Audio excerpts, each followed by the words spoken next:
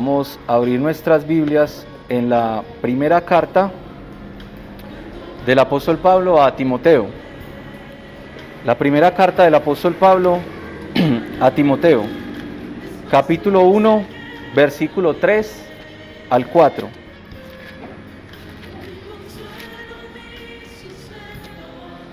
Dice el versículo 3 al 4 del capítulo 1. Dice: como te rogué que te quedases en Éfeso cuando fui a Macedonia, para que mandases a algunos que no enseñen diferente doctrina o otro evangelio, ni presten atención a fábulas y genealogías interminables que acarrean disputas, más bien que edificación de Dios, que es por fe. Así te encargo ahora. Amado Dios y Padre, gracias te damos por este tiempo. Bendito sea tu nombre. Rogamos, Señor, que sea la luz de tu palabra iluminando nuestros corazones y llevándonos a un entendimiento más claro de lo que vamos a ver en esta mañana. Sea tu Espíritu quien obre en nuestro corazón y que esta sabiduría que imparte tu palabra sea práctica para nosotros y sea una convicción fuerte cada día en nuestras vidas. Gracias te damos, Señor. Amén. Este es el cuarto tema de 3 que ya se han dado anteriormente en base a esta carta. El primer tema fue un saludo que fortalece la fe y el espíritu, ¿sí? Basado en el primer texto, donde Timoteo estaba siendo perseguido, o la iglesia estaba siendo perseguida, y el decreto que había declarado César Nerón era que él era el Señor y Salvador. Y Pablo en este saludo anima a Timoteo a reconocer que el Señor y Salvador es nuestro Señor y Salvador Jesucristo. Ahora, el segundo tema fue bendiciéndonos unos a otros, ¿cierto? Como Pablo bendice a Timoteo para el ministerio y le dice: hijo mío, verdadero hijo en la fe, gracia, misericordia y paz a vosotros de Dios nuestro Padre y del Señor Jesucristo nuestra esperanza. Y el tercer tema es el que estudiamos la vez pasada, que era la necesidad de permanecer en nuestra asamblea local, que es donde Pablo le dice a Timoteo: como te rogué que te quedases en Éfeso, ¿cierto? El ruego que Pablo le dijo a Timoteo. Hoy vamos a estudiar lo que resta del verso 3 y el verso 4 con la ayuda del Señor. Y el título de hoy, o el tema de hoy, es un ataque contra la edificación divina. Un ataque contra la edificación divina. Entonces, vemos que en el texto Pablo le dice a Timoteo: te rogué que te quedases en Éfeso cuando fui a Macedonia. Pablo tuvo que viajar a otro lugar y en ese viaje Pablo dejó a Timoteo encargado, ¿sí? Y le dice que la labor que él deja en la labor en la que él deja a Timoteo es para que mandases a algunos que no enseñen diferente doctrina. ¿Qué estaban enseñando? Dice el verso 4. Gente que le estaba prestando atención a fábulas y genealogías interminables, y estas cosas, estas predicaciones o estos temas o estas charlas que se estaban presentando dentro de la congregación no estaban edificando a nadie, no estaban haciendo crecer a nadie. El predicar genealogías no hacía a nadie más espiritual, no hacía a nadie más cercano a Dios. Pablo dice que eso estaba generando ¿qué? Disputas, pero disputas interminables, o sea, que no tenían una solución clara ni obvia. Entonces dice Pablo que estas fábulas y todos estos mitos y estas cosas que predicaban no llevaban a ningún lado. Y esto estaba saliendo de boca de aquellos que exponían o predicaban las Escrituras, o supuestamente las Escrituras, dentro de la congregación. Y Pablo ve esto como una fuerte amenaza, porque primero, ni están predicando la Biblia, y segundo, ni están realmente generando una edificación para la iglesia. Están generando controversia y están predicando otro evangelio, están torciendo el mensaje de Dios. Entonces el tema de hoy es un ataque contra la edificación divina. Esta es una de las primeras reformas de las que Pablo le ordena a Timoteo que debía hacer. Si usted se da cuenta, en el verso 3 dice: te rogué que te quedases en Éfeso cuando fui a Macedonia para que mandases, ¿sí? Pablo no le dice te recomiendo que lo hagas, le dice te mando. Y la palabra ahí es como si le estuviera diciendo te ordeno o te encomiendo fuertemente que debes hacer esto. Entonces la primera reforma que Pablo le dice a Timoteo que debe hacer es que debe examinar quiénes están predicando dentro de la congregación, qué están enseñando y si son aptos para enseñar, si tienen la actitud correcta para enseñar o si realmente no deben estar enseñando la Escritura. Y ya vamos a ver eso. Y esta es la primera porque se vienen muchas reformas que Timoteo hace y debe hacer dentro de la iglesia. Él debía aclarar lo que era el rol de un líder. Y por eso expone capítulo 3 de 1 Timoteo, el rol de una mujer dentro de su hogar y no dentro de la iglesia. Hace una distinción, ¿dónde debe estar la mujer? En el hogar. ¿Y dónde deben de estar los hombres? Ahí en el liderazgo varonil. Hace una distinción entre eso y reforma eso, porque cuando lleguemos a esos pasajes vamos a ver qué era la problemática que había con esos versículos. ¿Por qué Pablo dijo esas cosas? Habían problemas con la administración del dinero, habían problemas con disciplina dentro de la iglesia, no se ejercía la disciplina, habían pecados ocultos, habían malos matrimonios, mujeres que se divorciaban y se casaban con otros, hombres líderes que estaban teniendo otra vez otra mujer y ya no eran maridos de una sola mujer, se divorciaban y se volvían a casar. Había un desorden total dentro de la asamblea. Entonces, la raíz de todos esos males dentro de la asamblea era la mala enseñanza. Era la no sana doctrina. Entonces, ¿por qué Julana se comportaba de esa manera? Vaya, mire la predicación. ¿Qué estaban predicando? Genealogías y fábulas, pero no estaban atacando el problema pecaminoso dentro de la iglesia. No estaban mirando con sabiduría cómo lidiar con esa situación. Porque habían un poco de pecados ocultos dentro de la asamblea y no había solución. Porque estaban predicando fábulas y genealogías, todo el mundo le interesaba adquirir otra sabiduría, pero no realmente la pureza de la asamblea. Entonces, ¿por qué habían otros matrimonios y por qué habían malos liderazgos y por qué habían... Todo radicaba en la predicación. ¿Cómo estaba el púlpito? Entonces Pablo dice, lo primero que vamos a hacer es reformar la predicación de la palabra. Lo primero que vamos a mirar y a examinar es que debes corregir y bajar aquellos que no están enseñando correctamente la Biblia. Porque la iglesia es lo que la predicación es dentro de la iglesia. ¿Sí? ¿De dónde proviene nuestra sabiduría? De lo que se enseña de la palabra. ¿De dónde proviene nuestro reto para vivir la vida espiritual? De lo que se enseña en la palabra. ¿Sí? Entonces, había un ataque contra la enseñanza de la palabra de Dios. ¿Por qué? Porque estaban enseñando fábulas y genealogías. Ahora, la iglesia tenía dos problemas muy grandes. Primero, la cultura que se estaba infiltrando, la cultura mundana de Éfeso, la cultura grecorromana, se estaba introduciendo dentro de la asamblea. Y al introducirse dentro de la asamblea generaba estragos dentro de la congregación. Y principalmente entraba bajo la influencia de sus propios líderes, bajo sus propias enseñanzas. Las fábulas eran enseñanzas de mitología griega, ¿sí? Entonces, si ellos estaban enseñando esto, y usted sabe que los dioses en la mitología griega y todas estas cosas, usted puede tener una religión sin moral. Usted puede tener una devoción a su deidad, a su Dios, con el Dios que usted se identificara, y desligado de una vida piadosa, ¿sí? Usted podía estar adorando a su Dios con una botella de vino en la mano. Usted podía estar adorando a Dios mientras fornicaba, ¿sí? Con una sacerdotisa del templo. Entonces, siempre está desligado de la moral.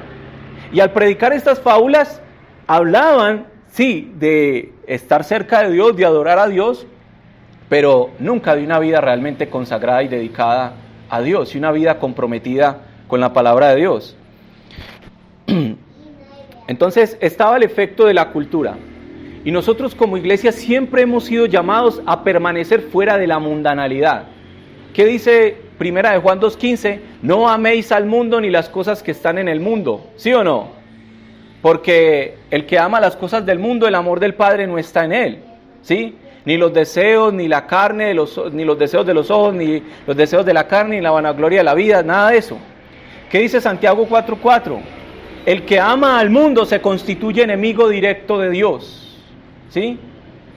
¿Qué dice Filipenses 3:20? Que nuestra ciudadanía está en los cielos.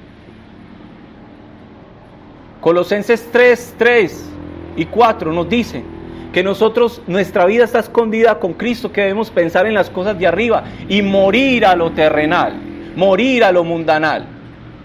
¿Sí? ¿Qué dice Romanos 12:2? No os conforméis a este siglo, sino transformaos por medio de la renovación de vuestro entendimiento, para que comprobéis cuál sea la buena voluntad de Dios, agradable y perfecta. Entonces las Escrituras siempre nos están instando, motivando y animando y exhortando y evitando y procurando que no caigamos en la mundanalidad, que no dejemos filtrar el mundo dentro de la iglesia. Pero lamentablemente esta iglesia estaba perdiendo, era un fracaso en cuanto a eso. Estaba dejando meter la mundanalidad, ¿sí? Y la estaba dejando meter a través de la predicación, a través de lo que se enseñaba, ¿sí? Una cosa es que nosotros tengamos en nosotros cosas mundanas o actitudes mundanas, eso es otra cosa. Pero otra cosa es que desde el púlpito se proclamen estas cosas. Y por una falsa enseñanza no había quien corrigiera la mala actitud de los creyentes, no había quien corrigiera las deficiencias, habían cosas sin juzgar, sin examinar, sin realmente poner delante de Dios a la luz de la palabra. Entonces, déjeme decirle lo siguiente. Satanás siempre va a atacar el púlpito, siempre va a atacar la enseñanza, siempre va a atacar la sana palabra de Dios, ¿sí? Siempre lo va a hacer. Lo hizo en el huerto del Edén. El primero en interpretar la palabra de Dios fue Satanás, recuérdelo. ¿Qué dijo? Con que Dios os ha dicho, ni Eva ni Adán interpretaron la palabra de Dios. El primero fue Satanás. Y Satanás quiere seguirlo haciendo hasta el día de hoy, interpretar la palabra a su manera y que nosotros la creamos de esa manera. Entonces, el ataque proviene de Satanás mismo. Y el ataque es contra la palabra de Dios. Y la edificación divina, dice acá el verso 4, ni presten atención a fábulas y genealogías interminables que acarrean disputas, más bien que edificación de Dios que es por fe. ¿Cómo nos edifica Dios? A través de la fe. ¿Y qué es la palabra de Dios? La palabra de Dios la fe viene por el oír y el oír es por la palabra de Dios, dice Romanos 10:17. Entonces, si la palabra de Dios viene por el oír y el oír me transmite esa fe, quiere decir que mi fe y mis creencias y todo lo que yo creo está basado en lo que la palabra de Dios dice. ¿Qué debo hacer? ¿Cómo debe ser? ¿Para qué debe ser? ¿Y cuál es el resultado, el fin, las consecuencias, etcétera? ¿Cierto? Entonces, pensemos en eso. Entonces la fe compone o contiene en sí misma todo lo que es nuestra esencia doctrinal, lo que creemos, por lo que estaríamos dispuestos a morir, por lo que vivimos, por aquello que amamos, ¿sí? La fe me dice quién es Dios, cómo vivo para Dios, cómo le honro, cómo le conozco, me dice quién es Jesucristo, cómo es que Él es mi Salvador, mi Señor, cómo estaba profetizado antes, cómo murió, cómo resucitó, cómo creo en Él. La fe me habla del cielo, me habla del infierno, me habla del pecado, me habla de todas estas cosas que están en la palabra de Dios. Y por medio de esa fe es que Dios edifica a su iglesia.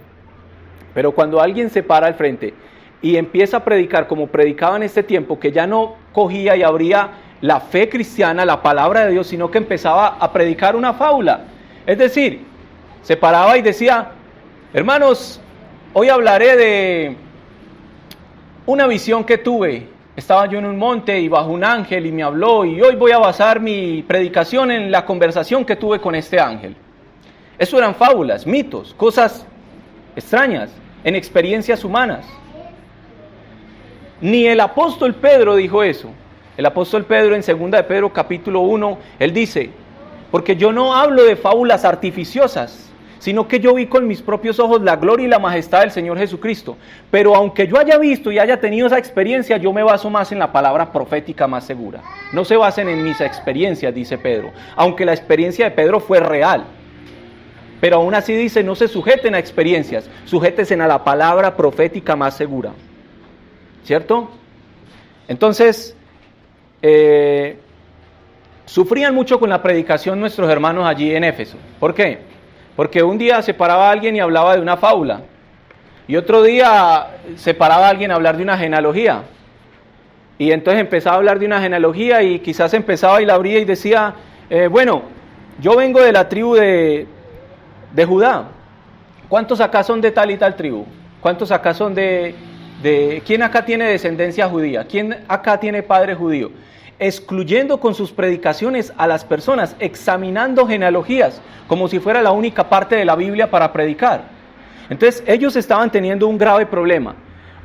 O no predicaban la palabra y se basaban en experiencias, o predicaban la palabra porque las genealogías están en la Biblia, pero cogían genealogías de la Biblia y no predicaban la palabra como era. Usted puede y podemos caer en dos extremos. O no usar la Biblia y hablar de nuestras experiencias, o usar la Biblia y ni siquiera saber hablar de ella. ¿Por qué? Porque genealogías sí están en la Biblia, fábulas no, experiencias no. Entonces Pablo dijo, nunca penséis más allá de lo que está escrito, ¿cierto? 1 Corintios 4:6. Entonces, hermanos, déjeme decirle esto, hermanos y hermanas. Todo esto que estaba pasando en la mundanalidad y todo lo que estaba entrando y por qué la iglesia estaba tan deteriorada y tan afectada en sus relaciones los unos con los otros, en el rol de la mujer, en el liderazgo, en todos estos aspectos, entraba por el púlpito. Todo esto entraba por la falsa enseñanza. Y déjeme decirle, si un púlpito, y voy a usar la palabra púlpito como una analogía, como una alegoría, ¿sí? Cuando me refiero a púlpito no me refiero a esto, sino a quien expone o a quien predica, ¿sí? Para que después no van a decir, el hermano estuvo hablando de que el púlpito es el que predica. No, predicamos nosotros, ¿cierto? Pero uso la palabra púlpito para alegorizar. Si un púlpito es ignorante, la iglesia lo será también. Si un púlpito es ignorante, la iglesia también lo será. Si un púlpito no declara el pecado, la iglesia vivirá cómoda en sus pecados. No, es que a mí me da miedo, me da cosa predicar sobre esto porque... Entonces, si el púlpito no declara el pecado, la iglesia vivirá cómoda en sus pecados. Si un púlpito solo expone una parte de la Biblia, la iglesia solo sabrá una parte de la Biblia. ¿Sí? Pablo dijo que había que exponer todo el consejo de Dios. ¿Sí? Hay iglesias, y creo que esta también, que nunca han estudiado la Biblia de Génesis a Apocalipsis, jamás. ¿Sí? Lo cual creo que es una orden de Dios, estudiar todo el consejo de Dios, de Génesis hasta Apocalipsis. Si un púlpito no sabe responder a preguntas difíciles, la iglesia vivirá engañada en un mundo engañoso. Si cuando se presenta una situación difícil, no se sabe responder ante esa situación difícil, pues vamos a tener serios problemas. Que tenemos este pecado, ¿cómo sabemos? No, pues no sé, dejémoslo ahí porque yo no sé cómo hacer. Que tenemos esta situación y no sabemos, van a haber problemas dentro de la iglesia. Si un púlpito no tiene pasión para predicar, no puede esperar pasión de su iglesia. ¿Sí? No puede esperar pasión de su iglesia. Si un púlpito es superficial, la iglesia será superficial. Si un púlpito no es Dios bajando al Sinaí, nadie podrá temer ni querrá obedecer los mandatos de Dios en sumisión y santidad. Es decir, que la predicación sea realmente como cuando Dios bajó al Sinaí y dio los 10 mandamientos, que la gente temblaba. ¿Qué pasaría si Dios realmente bajara hoy acá y dijera, quítese a un lado Edwin que voy a hablar yo? Yo creo que todos nos escondemos detrás de las bancas y nos arrodillamos y nos humillamos porque va a hablar realmente Dios. Pues hermanos, la predicación es Dios realmente hablando, ¿sí? No yo, sino la palabra de Dios. Entonces, si un púlpito no proclama a Jesucristo, es un púlpito que está para arder en llamas como la leña seca. Si un púlpito no predica a Cristo, es un púlpito que debe arder en llamas como la leña seca. Si yo soy capaz de pararme acá una hora y hablar de todo, menos de Jesucristo, hablar de Jesucristo no es mencionar el nombre de Jesucristo. Hablar de Jesucristo es exponer quién es Cristo, la importancia de Él para nuestras vidas Y realmente he visto mensajes de 1 hora, hasta de 1 hora y media, en las que no mencionan a Jesucristo ni un momento.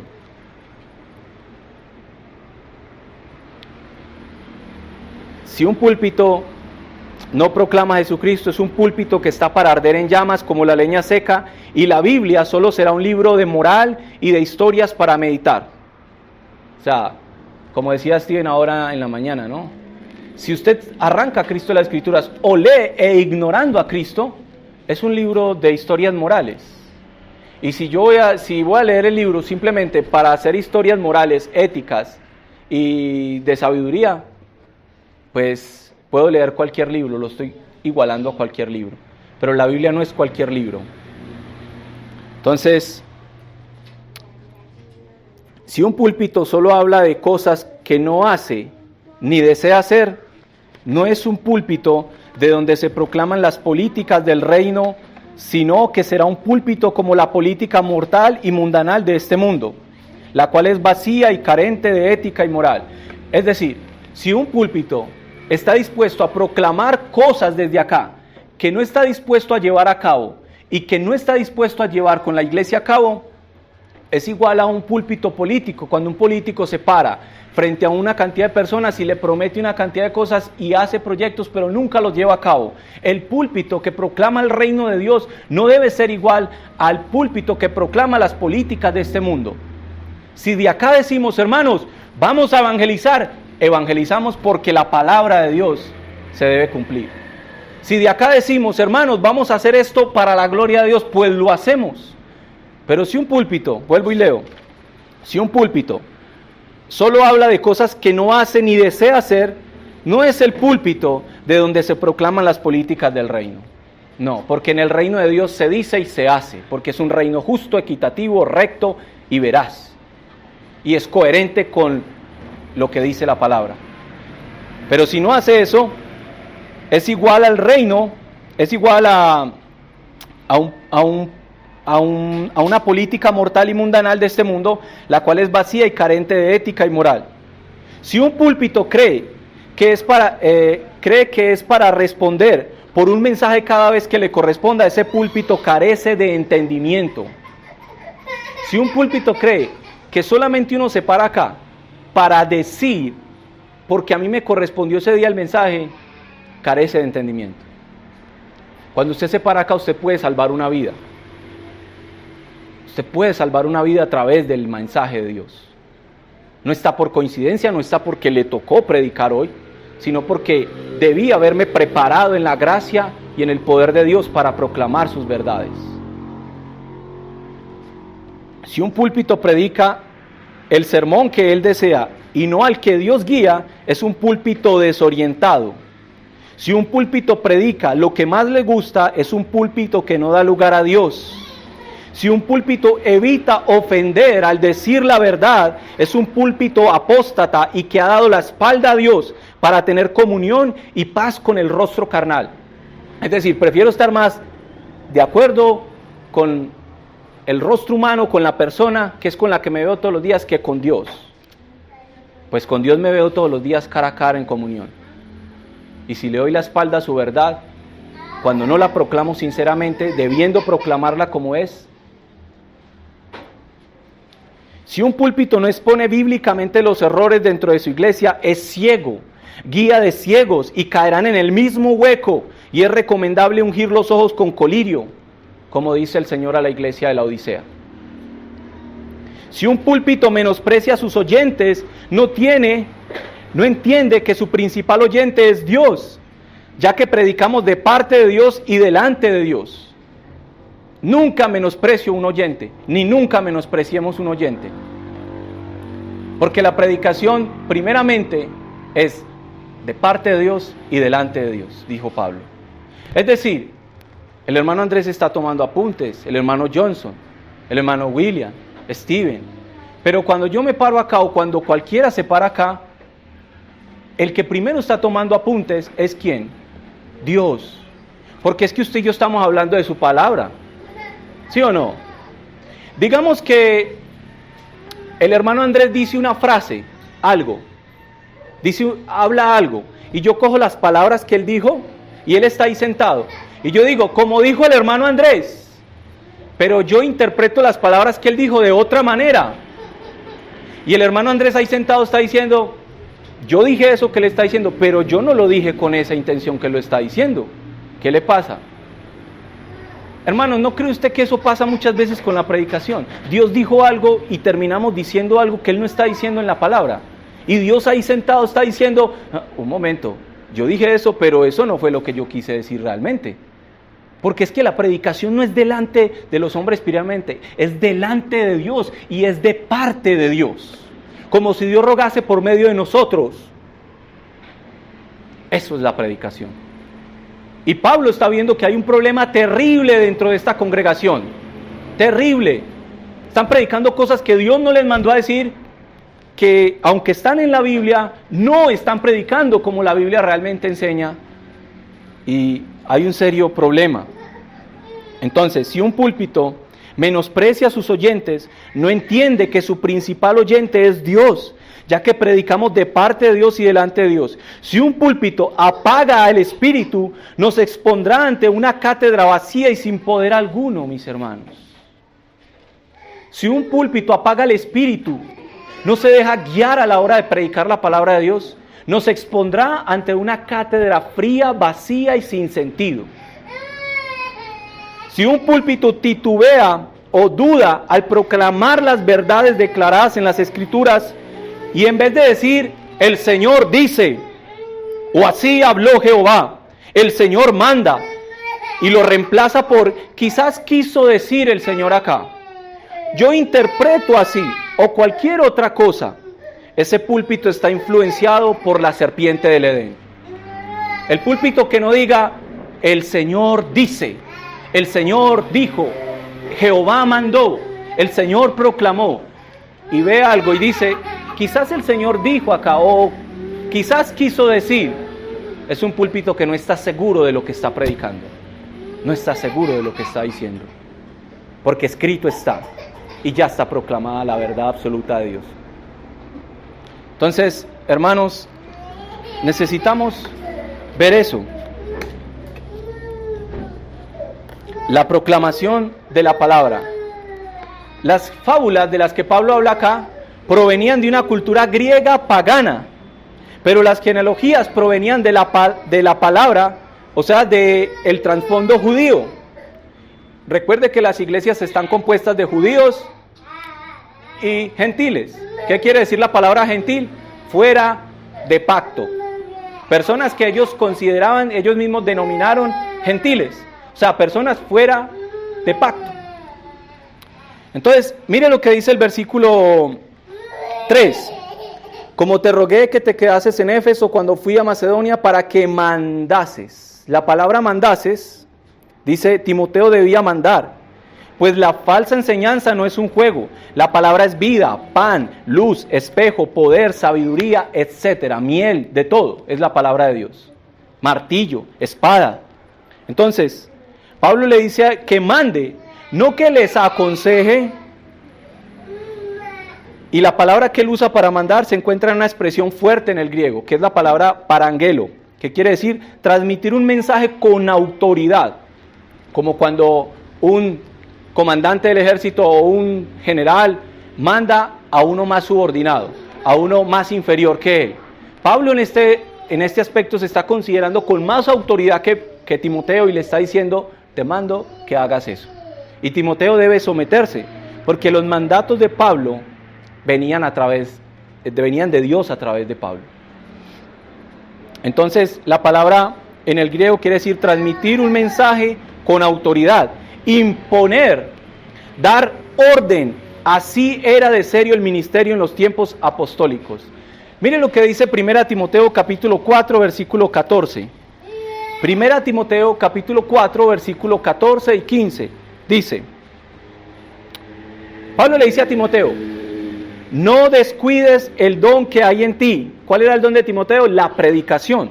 Dice, que te fue dado mediante profecía con la imposición de las manos del presbiterio. El presbiterio es la palabra como pastores, en plural ahí, que quiere decir un grupo de hermanos que delegaban a cierta persona y decían, a usted lo vamos a delegar para que vaya y sirva en tal congregación.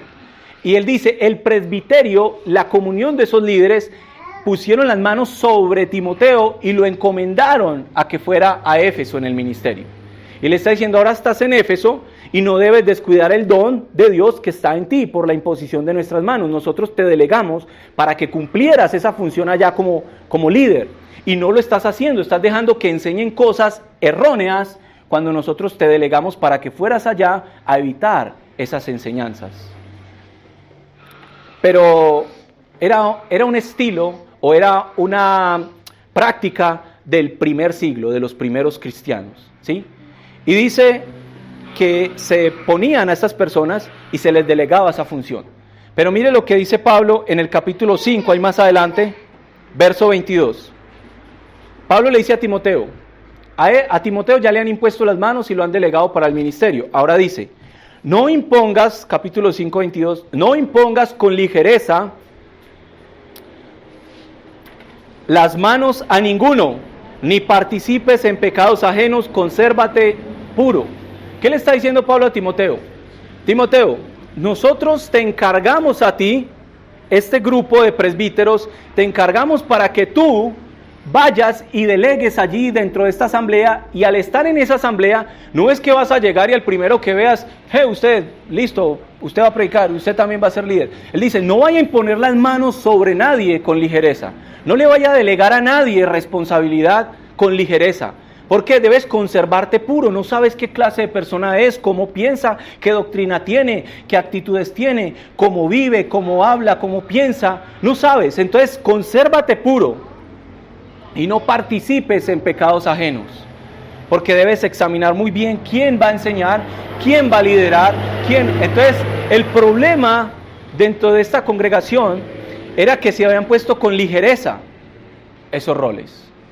Y Pablo dijo, no, te voy a mandar Timoteo con el consejo de ancianos, de líderes, y vas a ir a reorganizar estas cosas allá, porque si no la iglesia va a echar para atrás, porque la vida de la iglesia es la enseñanza de la palabra de Dios. Ahora, entonces, Pablo dice en el versículo 3 de 1 Timoteo, capítulo 1, verso 3, para que mandases, ya le mandó, le ordenó. ¿Y qué dice? Para que mandases ¿a quiénes? A algunos. ¿Quiere decir que todos los que estaban allí eran malos? No, de ninguna manera. A algunos. Él no dijo para que mandases a todos. Él no dijo para que mandases a todos, dijo para que mandases a algunos. ¿Quiénes eran algunos? Mire lo que dice el capítulo 5, versos 17 al 19. Pablo le dice que habían algunos que no deberían ser corregidos. Dice 5:17, los ancianos que gobiernan bien sean tenidos por dignos de doble honor, y la palabra honor ahí es salario, ¿sí? En el original. Dice, sean tenidos por doble honor, mayormente los que trabajan en predicar y enseñar, ¿sí? No necesariamente un anciano tiene que enseñar y predicar. Dice los que están en este aspecto. Dice, pues la escritura dice, no pondrás bozal al buey que trilla, y digno es el obrero de su salario. Contra un anciano no admitas acusación, sino con 2 o 3 testigos. Pablo está aclarando varios puntos acá. Está diciendo, bueno, los ancianos no todos enseñan, dice Pablo.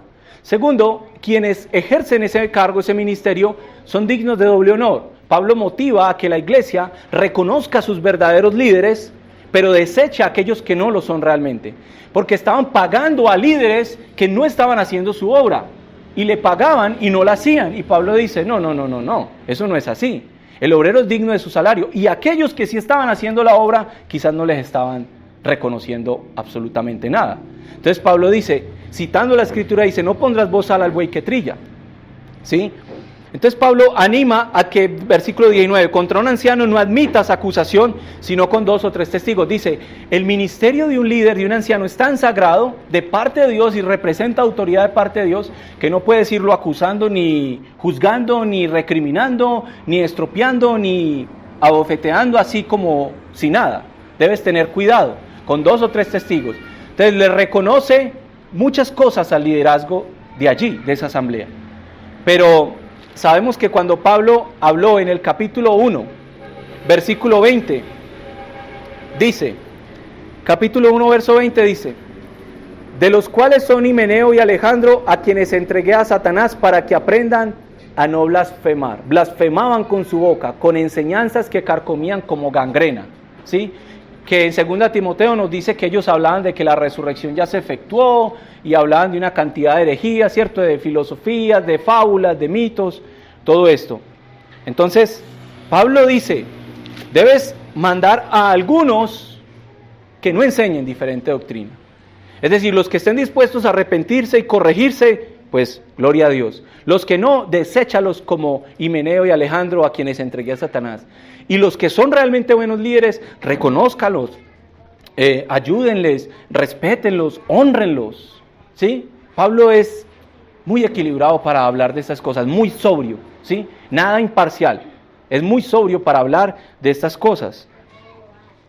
Y dice Pablo en el verso 3 del capítulo 1, para que mandases a algunos que no enseñen diferente doctrina. Estaban enseñando diferente doctrina. Hermanos, ¿qué es la doctrina? La doctrina es la confesión de fe que nosotros tenemos, ¿sí? ¿Cuál es nuestra confesión de fe? Hermano, creo en un Dios todopoderoso, Señor, creador del cielo y la tierra, eterno, inmutable, misericordioso, amoroso, que envió a su Hijo a morir hace más de 2000 años, lo hizo carne, cumplió las profecías del Antiguo Testamento, derramó su sangre en la cruz del Calvario, vivió una vida perfecta, resucitó, me salvó entre los muertos. Eso es la confesión de nuestra fe, esas son nuestras doctrinas, ¿sí? Pero estos estaban predicando diferente doctrina. Y a lo largo de la carta, cuando usted la lee, usted se va a dar cuenta que aparece una palabra, sana doctrina. ¿Qué es sana doctrina? Todos solemos decir que sana doctrina es pensar correctamente acerca de Cristo, o pensar correctamente acerca de Dios, o acerca del pecado. Entonces, que como yo pienso bien acerca de esas cosas y no tengo errores al pensar, entonces que yo tengo una sana doctrina. Eso es sana doctrina, eso todo es sana doctrina. ¿Qué quiere decir la palabra sana? Que no es una doctrina enfermiza, que yo la puedo recibir y me da salud espiritual, ¿sí? Que es sana para mí, que me ayuda a crecer, me ayuda a pensar mejor, me ayuda a evitar el pecado, a glorificar a Dios, una relación con Dios. Es una enseñanza sana que trae para mi vida algo saludable. Pero, qué ironía, yo leo en 1 Timoteo que Pablo habla de sana doctrina por todo lado, en 1, 2 Timoteo y en Tito, habla de sana doctrina. Pero cuando usted ve a ver la iglesia está mal. Entonces, cuando Pablo habla de sana doctrina, no lo enfoca hacia la manera correcta que tenemos en nuestras creencias, sino en cómo vivimos nuestras creencias. En si esas creencias realmente están afectando mi manera de pensar, mi manera de ver, mi manera de actuar, mi manera de hablar, mi manera de adorar, mi manera de servir, mi carácter, mi vida social con los demás dentro de la iglesia. Es decir, Pablo dice, es la sana doctrina, pero él no lo dice como, uy, tenemos la sana doctrina, qué bueno. Qué triste cuando uno dice, nosotros somos una iglesia de sana doctrina, pero aunque tenemos sana doctrina, muchas veces no vivimos como si tuviéramos una doctrina sana. ¿Por qué? Hay un pecado, o esto, o aquello. Entonces, ¿tenemos la sana doctrina? Sí, gloria a Dios. No somos engañados, pero estamos engañados nosotros mismos muchas veces, porque permitimos cosas que la sana doctrina no permite en nuestras vidas. Entonces, es eso, la diferencia en la sana doctrina. Ahora, la sana doctrina corrige toda deficiencia dentro de la iglesia. Cuando usted lee primera carta a Timoteo, usted se da cuenta que todo problema que había dentro de esta asamblea, Pablo lo corrigió con la palabra de Dios. Si usted lee, por ejemplo, el capítulo 2, Pablo dice en el versículo 9, asimismo que las mujeres se atavíen de ropa decorosa, con pudor y modestia, no con peinado ostentoso, ni oro, ni perlas, ni vestidos costosos, sino con buenas obras como corresponde a mujeres que profesan piedad. la mujer aprenda en silencio con toda sujeción, porque no permito a la mujer enseñar ni ejercer dominio sobre el hombre, sino estar en silencio. Cuando Pablo dice eso, uno dice, uy, un momentico, Pablo, ¿usted es machista? ¿Qué tiene contra las hermanas? ¿A usted qué le pasa? Uno diría eso, ¿no? Pero cuando Pablo continúa diciendo, él sustenta lo que cree el apóstol Pablo, una de las personas más iluminadas que ha existido bajo el sol, acá en la tierra. Una persona que escribió las cosas más sagradas que se han escrito. Como 12 o 13 cartas del Nuevo Testamento son atribuidas a este apóstol. O sea que la cantidad de iluminación y la guía que el Espíritu le dio para escribir es sorprendente. Podemos confiar absolutamente en lo que él dice. Y dice que debe permanecer en silencio, y dice el verso 13, ¿por qué él lo dice? Porque Adán fue formado primero, después Eva, y Adán no fue engañado, sino que la mujer siendo engañada incurrió en transgresión. Pablo sustenta el problema dentro de su congregación, lo sustenta ¿con qué? Con la palabra de Dios. Él no se pone a decir, no, porque es que una vez yo tuve un problema con una hermana y hubo un desorden y no, lo mejor es que las hermanas de ahora en adelante. Pablo no basa su doctrina en experiencias, ni en conflictos con nadie, ni porque le pareció y le disgustó Julana de tal, ni Julano de tal. Él dice, porque es que la palabra lo dice. Y si la palabra lo dice, así es, ¿cierto? Para que toda boca se cierre y sea Dios veraz y toda boca se cierre, ¿cierto? Todo hombre mentiroso. Entonces, Pablo siempre está escribiendo acá, en la carta, y todo lo está sustentando con la ¿qué? Con la palabra de Dios. Usted pone a leer y todo tiene un argumento de la palabra de Dios. Todo tiene un argumento. Entonces, mis hermanos, en todo momento nosotros debemos ¿qué? Poner la palabra de Dios delante nuestro. Entonces, en el versículo 4 del capítulo 1 dice en el versículo 4, ni presten atención, dice, a fábulas y genealogías interminables, que acarrean disputas más bien que edificación de Dios, que es por fe. Así te encargo ahora. Entonces, una de las más insistentes exhortaciones que nos da la palabra es que somos llamados a preservar nuestra mente, a conservar nuestra mente. ¿Qué dice la palabra de Dios en 2 Tesalonicenses capítulo 2, verso 2? No os dejéis mover fácilmente de vuestro modo de pensar. No os conforméis a este siglo y no transformaos por medio de la renovación de vuestro entendimiento. Renovaos en el espíritu de vuestra mente, dice Efesios 4:23. Pedro dice, ceñid los lomos de vuestro entendimiento. Pablo dice en Filipenses 4:8, todo lo que es digno de pensar, todo lo que es digno de alabanza, gloria, honor, todo esto, ¿en esto qué? Pensad, ¿sí? Entonces dice, debemos tener la mente ¿de quién? De Cristo. Entonces el apóstol Pablo, Pedro, Juan, todos siempre nos llevaban ¿a qué? A tener a despertar nuestra mente con limpio entendimiento. Un entendimiento limpio, sobrio, cabal, ¿sí? Y digo esta frase de Chris Rothbard, dice esto: nunca escuches a alguien con una mente abierta, más bien escucha a alguien con la Biblia abierta. Nunca diga, uy, vamos a ver qué nos va a enseñar este hermano. No, es que este hermano es tan antiguo, tantos años, se conoce mucho. No abra su mente a escuchar si no le abre la palabra de Dios, ¿sí? Nunca escucha a alguien con una mente abierta, sino con una Biblia abierta. Y aún, aunque tenga la Biblia abierta, haga lo que hacían los bereanos, aplique el principio bereano. Examine si todas estas cosas realmente están en la palabra, ¿sí? Porque por ahí hay gente creyendo una cantidad de cosas que creen que están en la palabra, pero realmente no están en la palabra. Se las han hecho ver así, ¿sí? Pero no están en la palabra realmente. Entonces, la fábula de las que habla acá, el significado de la palabra fábula ahí es el siguiente. Fábula se traduce del griego al latín y dice, fari, la palabra fari quiere decir hablar, y infans, el que no sabe hablar o sea infante, Entonces, esto, cuando Pablo usa esta palabra y dice, no presten atención a fábulas, está diciendo, no presten atención a gente que habla como infantes, que no saben hablar, que no saben ni lo que dicen. Él dice más abajo, en el versículo 7 del capítulo 1, queriendo ser doctores de la ley sin entender ni lo que hablan ni lo que afirman. ¿Sí? Pablo está diciendo, no le pongan cuidado a fábulas, y hace un juego de palabras y construye una palabra fábula que quiere decir que no le pongan cuidado a gente que habla como niños, como infantes, que no tienen sabiduría, que no tienen experiencia, que no tienen el entendimiento correcto de parte de Dios. Dios nos libre de hablar fábulas, ¿cierto? Como infantes.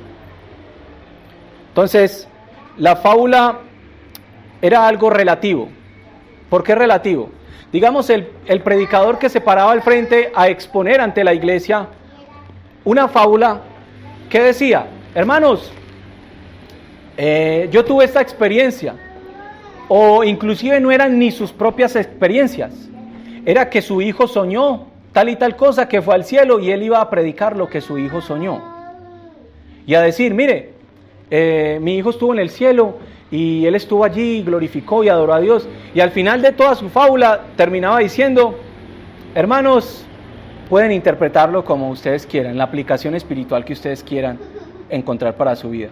Eso no es una predicación, ¿sí? La predicación no es relativa. La predicación solo tiene una interpretación y miles de aplicaciones. Pero si mis aplicaciones no se basan en la interpretación, son erróneas todas, ¿sí? Entonces, la fábula era relativa. Se decía y cualquiera sacaba su propia interpretación. Y la Biblia dice que la palabra no es de interpretación privada. Nunca usted puede interpretar un texto como usted se le antoje, como usted quiera. Usted tiene que mirar el contexto, el texto, el antetexto, todo, y llegar a la conclusión de qué dice ahí.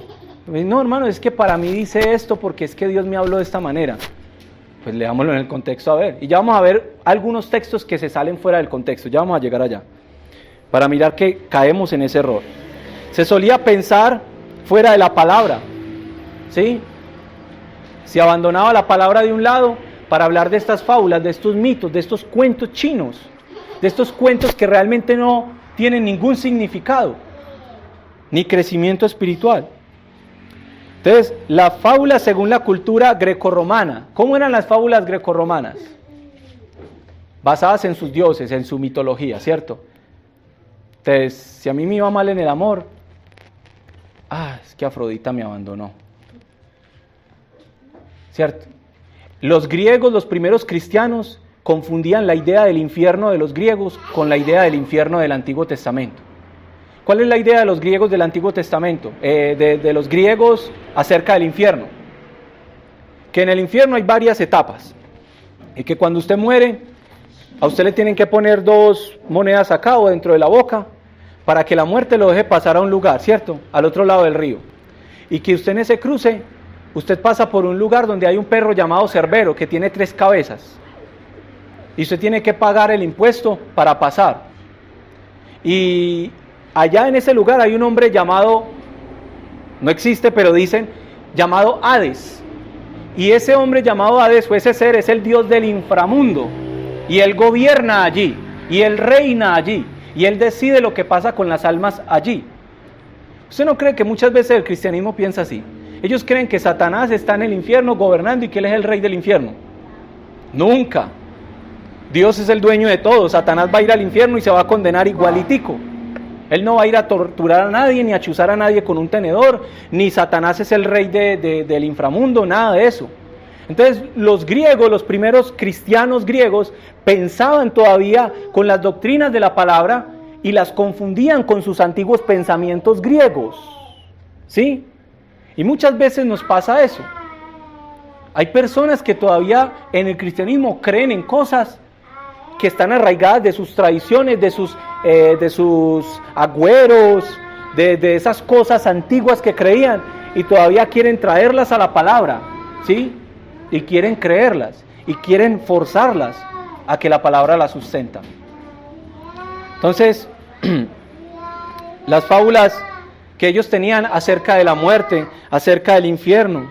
Por ejemplo, un escritor antiguo dijo que algunos de estos que estaban infectados de estas fábulas del primer cristianismo interpretaban o comparaban a Jesús con Dionisio. ¿Usted sabe quién fue Dionisio? ¿No saben quién fue Dionisio? Les explico. Dionisio era el hijo del dios Zeus, ¿sí? Entonces este dios Zeus se enamoró de una mujer en la tierra, y entonces él decidió bajar y tener una relación con ella, y de esa relación con esa mujer nació Dionisio. Y Dionisio, cuando la mujer de Zeus se enteró de que Zeus le había engañado, entonces ella fue donde esta mujer y le dijo que Zeus no la quería. Entonces ella quedó muy triste, y cuando se encontró con Zeus, le dijo: tú no me amas. Y él le dijo: yo sí te amo. Él dijo: demuéstramelo. Él dijo: pídeme lo que quieras, le dijo él. Y él le dijo: muéstrame todo tu poder. Y como Zeus es el dios del trueno, entonces le dijo: yo no puedo mostrarte todo mi poder porque morirías. Y inmediatamente ella le dijo: no, tú no me amas, tú no me amas. Y entonces Zeus no se resistió y le mostró todo su poder y la mató con su poder. Entonces sacó el niño de ella, su hijo, y lo puso en su muslo, dice la tradición, que es falsa. Entonces lo puso en su muslo, y ahí vivió, creció, se formó, y después lo volvió a mandar a la tierra. Entonces los primeros cristianos comparaban a Jesús con Dionisio, los primeros griegos cristianos, ¿sí?, que tenían esas tradiciones.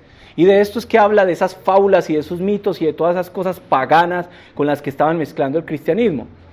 Entonces, se supone que Dionisio, cuando bajó a la tierra y creció, él caminó por la tierra, y uno de los primeros milagros que Dionisio hizo, porque cuando usted mira, Dionisio era el dios del vino, supuestamente, de las embriaguez. Primero de los milagros que hizo fue que entró a un templo y no había vino para una celebración, y él hizo el agua vino. Entonces, esos son mitos que existen antes de Jesucristo.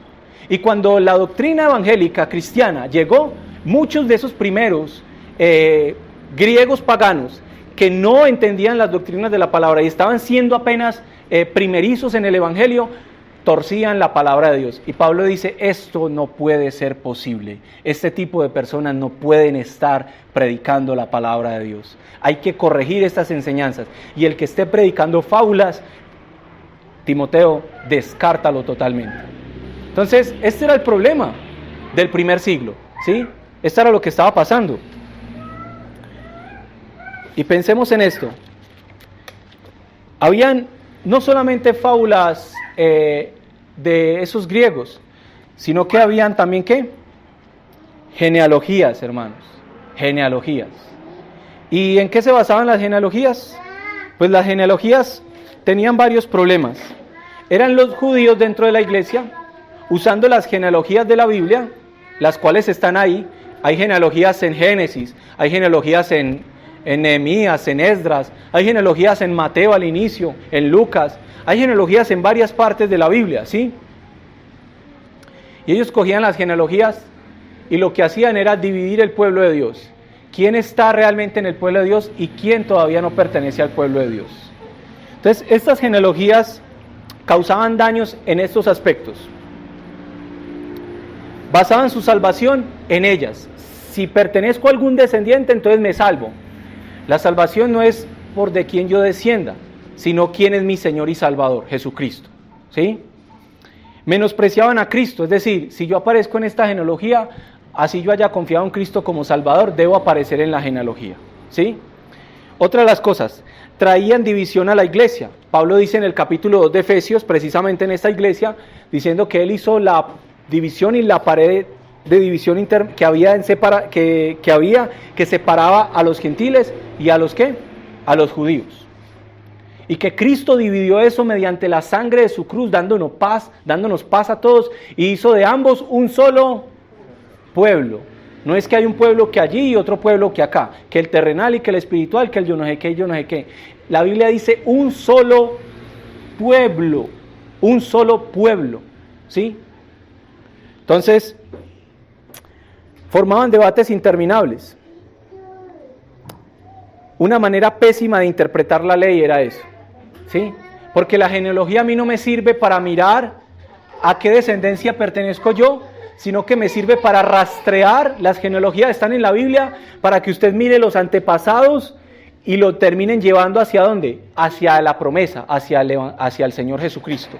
Que a través de todos esos descendientes, cuando yo leo un libro donde aparece la genealogía de Ruth en Mateo, y usted ver a Ruth en Mateo, ahí, usted dice, gloria a Dios. Porque Ruth era una moabita y Dios la salvó. Y por medio de ella trajeron a Isaí, y después de Isaí vino David, del cual venía la promesa para traer al Mesías. Y le da uno gracias a Dios y le dice, gloria a Dios, Señor, por ser un Dios salvador, por haber salvado a Noemí y por haberla redimido Booz. Y a través de esas genealogías, yo voy viendo cómo se construye el camino de la redención. Cómo Dios ha guardado a esas personas, cómo Dios sacó a Abraham del paganismo y sacó una genealogía de él, y cómo llegamos al Salvador. Pero no me interesa ninguno de los de la genealogía para yo creer que soy parte del pueblo de Dios. Me interesa cómo va la genealogía hasta llegar hasta nuestro Salvador. Por ejemplo, dentro de estas genealogías, como ustedes saben que el sacerdocio levítico era el único que podía ministrar en el templo, querían hacer lo mismo dentro de la iglesia. Querían que aquellos que estaban en la orden sacerdotal, según la genealogía levítica, debían ser los que lideraban dentro de la iglesia, lo cual era un error fatal, porque nosotros ya no somos según el orden levítico, jamás diga usted eso, porque eso es una ofensa contra Jesucristo. Nosotros somos según el orden de Melquisedec, aquel que no tiene ni padre, ni madre, ni genealogía, ni principio de días. Yo no pertenezco al linaje levítico, sino a un linaje más grande, porque como hubo cambio de ley, es necesario que haga cambio de ¿qué? De sacerdote. Y mi sacerdote, mi sumo sacerdote, quien traspasó los cielos y está a la diestra de Dios, es el sumo sacerdote según el orden de Melquisedec. Y cuando la Biblia dice, vosotros sois reyes y sacerdotes, está diciendo que somos sacerdotes según el orden de Melquisedec. Entonces, querían hacer esto. Y como ya todos somos sacerdotes según el orden de Melquisedec, todos podemos adorar a Dios, todos podemos glorificar a Dios y todos podemos servir dentro del pueblo de Dios. No unos poquitos dentro del templo como eran los levitas, sino todos podemos hacerlo. Otra de las cosas que hacían estas genealogías era hacer una división entre Israel étnico y los gentiles. Citaban Jeremías, porque Jeremías dice, haré un pacto, un nuevo pacto, ¿sí? Con Israel, ¿y con quién? Con Judá. ¿Y dónde están los gentiles ahí? Y cuando Jesús está en Mateo 26 celebrando la Pascua, ¿con quién hizo el pacto? Con judíos. Mateo, Pedro, todos eran judíos. ¿Dónde caben los gentiles? Dice, haré un pacto nuevo con Israel y con Judá. No dice con Israel y los gentiles. Entonces, como no decía gentiles, ellos a través de esta genealogía decía, el pacto sigue siendo con otros los judíos. Ustedes siguen siendo ahí, lo de menos. Y la iglesia no es eso. La iglesia es el pueblo de Dios, el único pueblo que tiene Dios. ¿Por qué? Porque proviene del verdadero israelita que vino de la tribu de Judá. Y el pacto Dios no lo hizo con un pueblo ni conmigo, lo hizo con Dios, con Jesucristo. Y Jesucristo es el verdadero israelita y es el verdadero que viene de la tribu de Judá, el verdadero rey. Y cuando Dios dice, yo haré un nuevo pacto y lo haré con la tribu de Judá, lo haré con Israel y con Judá. Con Jesucristo es el que él hizo ese pacto. Él no ha hecho pacto con ningún hombre como nosotros, sino con nuestro Señor y Salvador Jesucristo. La palabra pacto quiere decir partir en la mitad y pasar en medio de las dos mitades y untar mis pies de sangre y reconocer que estoy en ese pacto. Eso quiere decir la palabra pacto, berid en hebreo. Entonces cuando dice haré un nuevo pacto, es decir, partiré un sacrificio y Dios hará un pacto con esa persona. ¿Y quién fue el que se partió por nuestros pecados? Herido y quebrantado y molido fue por nuestros pecados. Nuestro glorioso Señor y Salvador Jesucristo. Ninguno ha hecho eso, solo Él. Entonces, los gentiles querían excluir. No, es que el pacto solo es con Israel y Judá. No. El pacto es con Jesucristo, el verdadero israelita, y el verdadero ¿qué? Descendiente de la tribu de Judá, el verdadero rey. Entonces, hermanos, para ir concluyendo, dice, ni presten atención a fábulas y genealogías interminables. Esto era lo que estaba pasando dentro de esta iglesia. Y Pablo dice, qué horror, qué terrible, no puede estar pasando esto. No puede haber predicaciones teniendo la palabra de Dios, fabulísticas, experiencias y mitos y cosas paganas dejando entrar el mundo, porque la iglesia se está muriendo en pecado, se está muriendo en pureza, no están predicando al Salvador como es, no están predicando el Evangelio como es, la iglesia no está realmente saludable, hay pecados ocultos, roles fuera de control, situaciones descabelladas dentro de la asamblea. Timoteo, corrige la predicación, por favor. Corrígela pronto. Y te mando que lo hagas. Te ordeno, dice Pablo a Timoteo. Porque son disputas interminables que acarrean más bien edificación, que acarrean disputas más bien que edificación de Dios, que es por fe. Hermanos, este libro, el santo libro de Dios, debemos predicarlo totalmente con fidelidad. Todo lo que nos encontremos en este libro, exponerlo con todo nuestro corazón, con toda nuestra fuerza, y hacer de nosotros una iglesia sólida. ¿Sí? Una iglesia sólida en la palabra de Dios. Y Pablo manda a reformar esto. Y la edificación realmente es por la fe. Por la fe. Busquemos no creer cosas que no están en la palabra. Y busquemos predicar cada día mejor. Ser mejores oyentes. Y buscar ser más fieles al conocimiento revelado en las Escrituras. Entonces, termino con esto. Debemos estar en la iglesia y saber cómo contribuir para edificarla según Dios, dice Efesios 4, 11 al 16. ¿Sí? Y la iglesia se edifica por medio de la predicación. En una ocasión,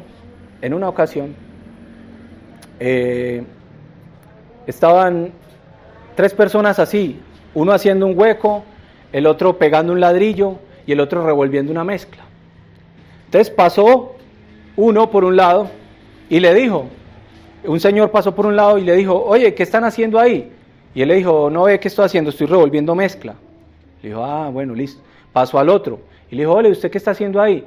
Le dijo, no ve, estoy pegando ladrillos. Y el otro que estaba haciendo un hueco, le dijo, oye, ¿usted qué está haciendo ahí? Se retrocedió y miró hacia atrás y le hizo así. Acá estamos edificando la catedral más grande del mundo. Entonces, él dijo, wow, usted sí sabe lo que está haciendo. Le pregunté a los otros 2 y dice que está revolviendo mezcla y que está pegando ladrillos. Pero usted sí sabe para qué está trabajando. ¿No cree usted que muchas veces los que predicamos somos así? Quizás no sabemos ni qué estamos haciendo con la iglesia. O quizás muchos de los que estamos en la iglesia no sabemos ni siquiera cómo debemos ser iglesia realmente en el mundo.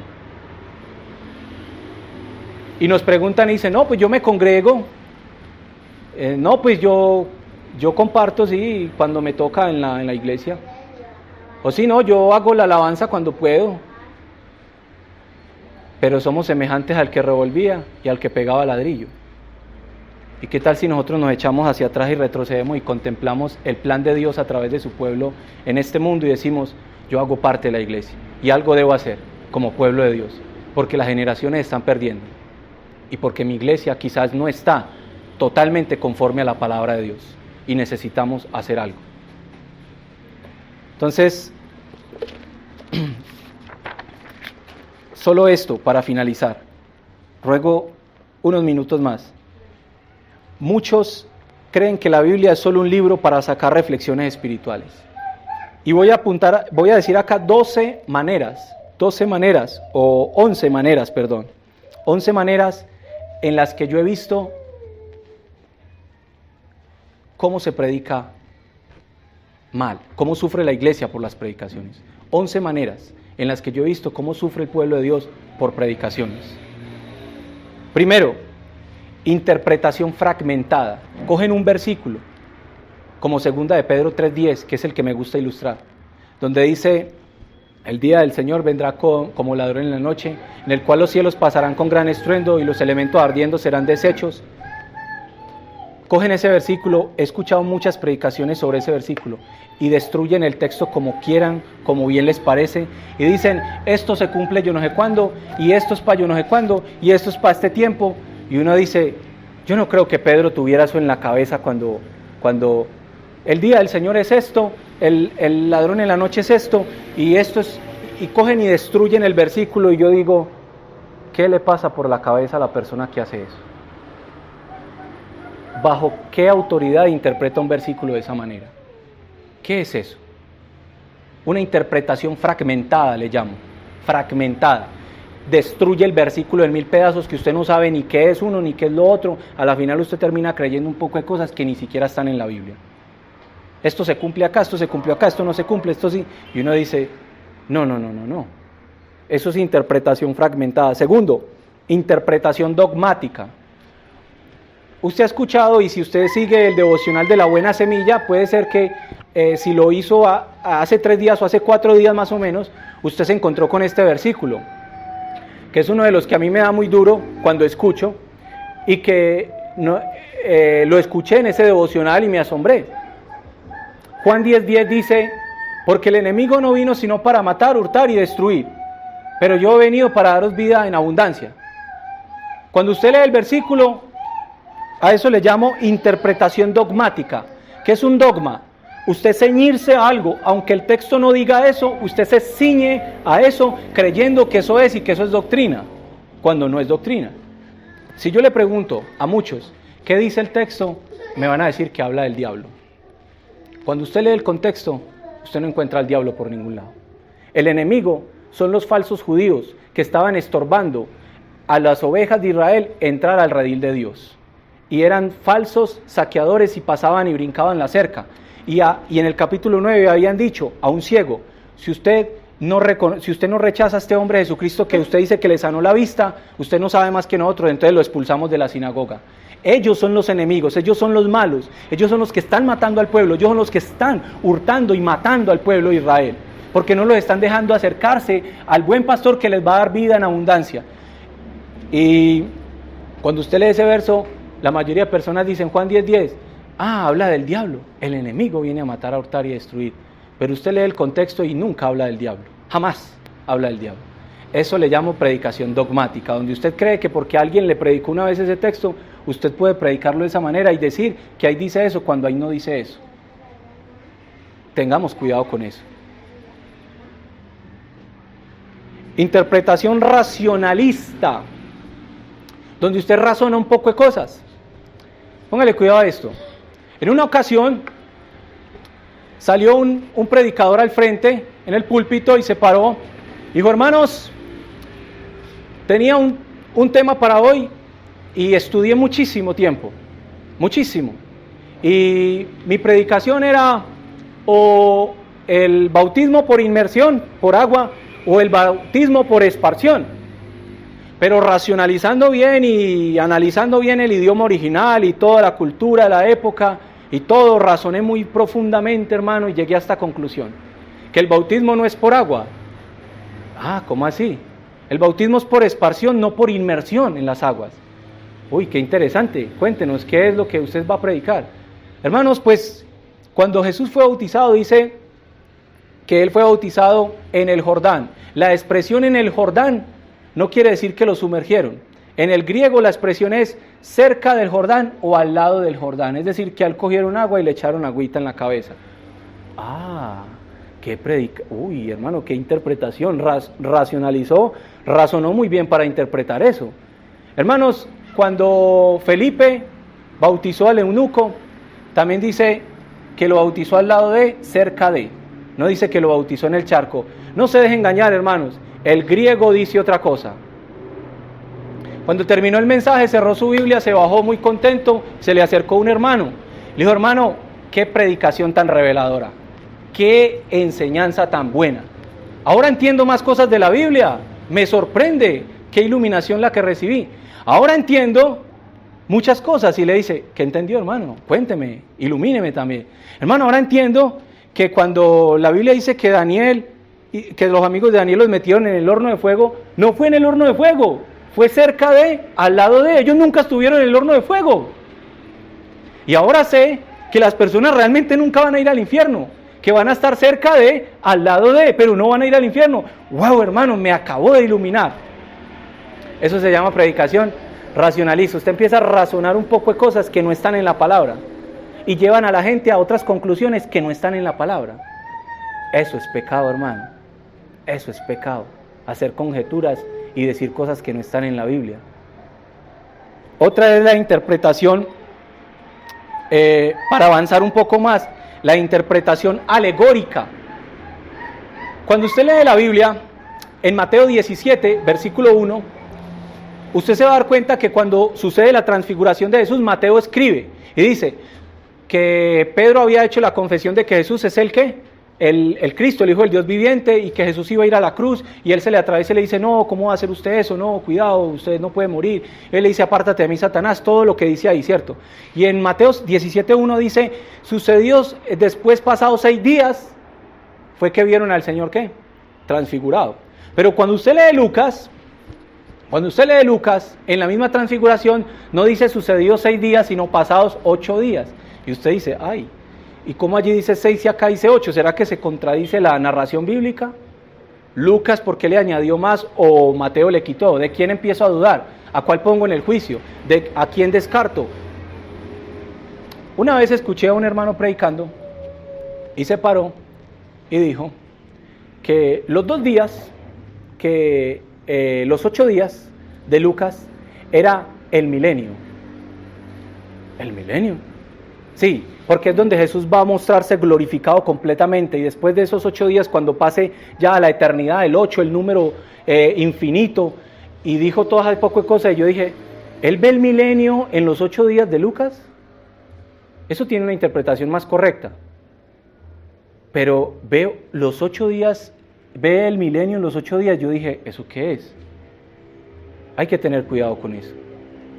Y yo hablé después, con el tiempo, con alguien, porque nunca he tenido la oportunidad de hablar con la persona directamente, y me dijo que él realmente está convencido de que eso habla del milenio. Y dije, no puede ser, ¿qué es eso? Entonces, interpretación literal, ¿sí? Todo lo quiere interpretar, interpretación, voy a leer esto. Interpretación de citas cruzadas, otro tipo de interpretación, otro tipo de predicación que he visto. Interpretación de citas cruzadas. Escuche lo que dice acá. Lo que no sabe, lo inventa. Lo que no sabe, lo inventa. Ponga mucha atención. A un candidato para ser miembro de una iglesia, se le preguntó, él iba a ser un líder en esa asamblea, ¿cierto? Y lo sentaron y le preguntaron, ¿qué parte de la Biblia le gusta más, hermano? Le dijeron. Y él dijo, me gusta más el Nuevo Testamento. Y le dijeron, ¿cuál libro del Nuevo Testamento es su favorito, mi hermano? A lo que él respondió, el libro de las parábolas, hermano. El libro de las parábolas, ¿y cuál es ese? Y le dijeron, ellos después le pidieron que le relatara una parábola del libro para que el comité de membresía escuchara y pudiera acordar si lo dejaban en el liderazgo. Y un poco incierto comenzó a decir lo siguiente: hubo una vez un hombre que viajaba de Jerusalén a Jericó y cayó en mano de ladrones, y los espinos crecían y ahogaron al hombre. Después siguió su camino y visitó a la reina de Saba, y ella le dio al varón, hermano, 1000 talentos de plata y 100 mudas de vestidos. Y él se subió a su carro y se fue manejando enfurecido, y mientras manejaba pasó debajo de un árbol y sus cabellos se enredaron en una rama, se quedó allí colgado y estuvo colgado muchos días y muchas noches. Los cuervos le trajeron alimento para comer y agua para beber. Y una noche, mientras dormía colgado, su esposa Dalila llegó y cortó su cabello. Y así cayó en los pedregales y comenzó a llover, y llovió 40 días y 40 noches. y el varón se escondió en una cueva. Después continuó su camino y conoció a un hombre que le dijo: venid a cenar conmigo. Pero él le respondió: no puedo ir, pues tengo una esposa. Y el hombre se fue por los caminos y por los vallados y le forzó a entrar. Entonces vino a Jerusalén y vio a la reina Jezabel sentada en lo alto de una ventana del muro. Cuando ella lo vio, se rió y él dijo: echadla fuera de ahí. Y la echaron fuera, y él dijo: echadla de nuevo. Y la echaron fuera 70 veces 7. Y los pedazos que recogieron llenaron 12 cestas. Ahora, ¿de quién será esposa en el día del juicio? Eso es una predicación de citas cruzadas. Usted dice de todo, pero a la final no dice nada. Hermano, es que este texto dice acá, y este otro dice acá, y este otro dice acá, y este otro dice acá, y usted a la final citó un texto que habla del bautismo, otro del anticristo, otro de la salvación, y otro y usted construyó un sancocho de cosas, y esa predicación ni se entendió, ni funcionó, ni realmente venía a Dios, porque yo no creo que Dios hable tan raro, ¿cierto? Entonces, el comité de membresía acordó que este en verdad era un hombre candidato muy conocedor. Es decir, los tiempos que estamos viviendo son tiempos difíciles, en donde un santo del pasado dijo: la predicación pasa por esta situación en este tiempo. Sufre más de sus expositores que de sus opositores. ¿Sí? En donde más las verdades de la palabra y la contemplación de las sagradas verdades y la proclamación del buen nombre de Dios y de Jesucristo y de la palabra de Dios debería estar conservada es en las bodegas de la iglesia, acá, en el cuerpo de Cristo. Pero tristemente esa declaración de ese creyente: sufre más la Biblia de sus expositores que de los opositores. Hermanos, eso fue lo primero que Pablo le dijo a Timoteo: reforma la iglesia en cuanto a la predicación. Deja que no prediquen más genealogías ni fábulas, y prediquen la fe, porque ella es la que edifica según Dios. Amado Dios y Padre, gracias te damos por la bendición tan grande que nos has dado. Bendito sea tu nombre, porque hoy tenemos tu palabra. Señor, recordamos que los grandes avivamientos de tu pueblo han sido cuando tu pueblo se ha aferrado a tu palabra. Recordamos el tiempo del avivamiento cuando Nehemías, Señor, porque abrieron tu palabra, lloraron y se arrepintieron y se celebraron con gozo en estas fiestas y en este cumplimiento de la palabra, y ponían atención y cuidado y se deleitaban en esa palabra. Ahí vino un gran avivamiento. Después de eso nunca más volvió a haber idolatría en el pueblo de Israel. Señor, queremos avivamiento por tu palabra. Levántanos como poderosos siervos para proclamar tus verdades, y haznos una iglesia firme y sólida en tu palabra, para vivirla, para honrarla, para proclamarla, para reflejarla. Gracias te damos, Señor Jesús. Amén. Mi consuelo.